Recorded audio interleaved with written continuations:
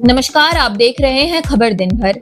देसी खबर वाला झारखंड पर रोज सुबह 6 बजे आने वाला आपका खास कार्यक्रम, जहां आपको मिलती है झारखंड की बीते 24 घंटे की सबसे जरूरी और काम की खबरें, आसान भाषा और देसी अंदाज में। तो चलिए बढ़ते हैं आगे और जानते हैं आज की बड़ी और महत्वपूर्ण खबरें। 14वीं जेपीएससी परीक्षा की प्रक्रिया शुरू, रिक्तियां 200 से कम रहने की संभावना। झारखंड सरकार ने 14वीं संयुक्त सिविल सेवा प्रतियोगिता परीक्षा के लिए प्रक्रिया शुरू कर दी है। कार्मिक एवं प्रशासनिक सुधार विभाग ने सभी विभागों को पत्र भेजकर जल्द से जल्द रिक्तियां उपलब्ध कराने का निर्देश दिया है।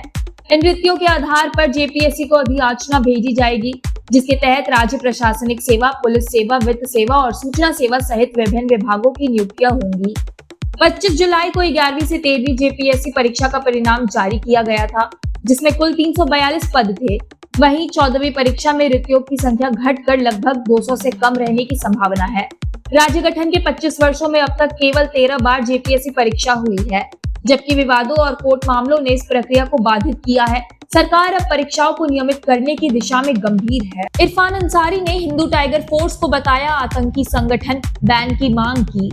झारखंड के स्वास्थ्य मंत्री इरफान अंसारी ने रामगढ़ की घटना के बाद हिंदू टाइगर फोर्स को आतंकी संगठन करार देते हुए इस पर तत्काल बैन लगाने की मांग की है। मंत्री ने कहा कि यह संगठन राज्य की शांति भंग कर रहा है और इसके पीछे गहरी साजिश है। उन्होंने कहा कि आदिवासी, मुस्लिम और दलित समुदाय मिलकर रहेंगे और कानून को हाथ में लेने वालों पर कड़ी कार्रवाई होगी, चाहे वह कोई भी हो।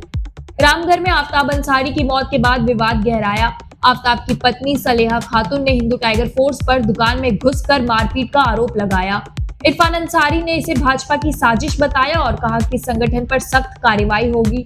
उन्होंने कहा कि झारखंड में गुंडागर्दी नहीं चलेगी। स्वच्छता में देश भर में तीसरा स्थान पाने वाला जमशेदपुर बना डेंगू हॉटस्पॉट, 2 महिलाओं की मौत।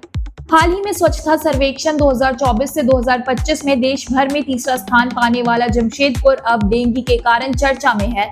टेल्को क्षेत्र के छोटा गोविंदपुर में डेंगू का संक्रमण तेजी से फैल रहा है। अब तक यहां 2 महिलाओं की मौत हो चुकी है, जबकि गुरुवार को 2 नए मरीज मिले हैं। इनका इलाज टाटा मोटर्स अस्पताल में चल रहा है। जिले में अब तक 162 संदिग्धों की जांच हुई है, जिनमें 21 मरीजों में डेंगू की पुष्टि हुई है। इनमें 13 मरीज छोटा गोविंदपुर से है। 35 वर्षीय वीना सिंह की गुरुवार को इलाज के दौरान मौत हो गई। उन्हें तेज बुखार, उल्टी, दस्त और सांस लेने में परेशानी थी।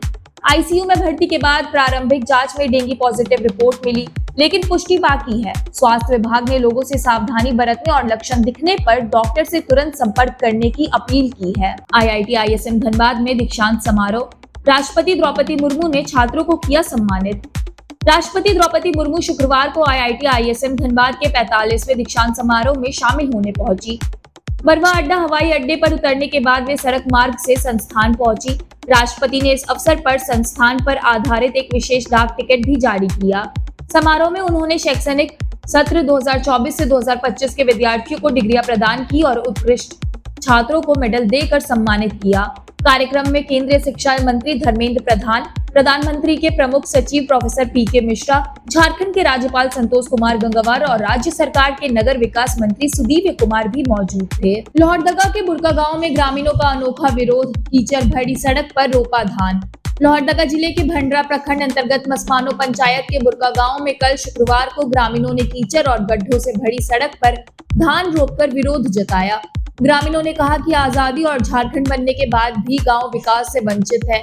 बरका टोला को छोड़कर बाकी 3 टोले तक जाने वाले तीनों रास्ते बेहद खराब है, जहां पैदल चलना भी मुश्किल है।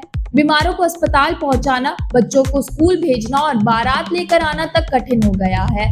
आरईओ विभाग लोहरदगा के कनीय अभियंता जितेंद्र पंडित ने कहा कि ग्रामीणों का विरोध सही है।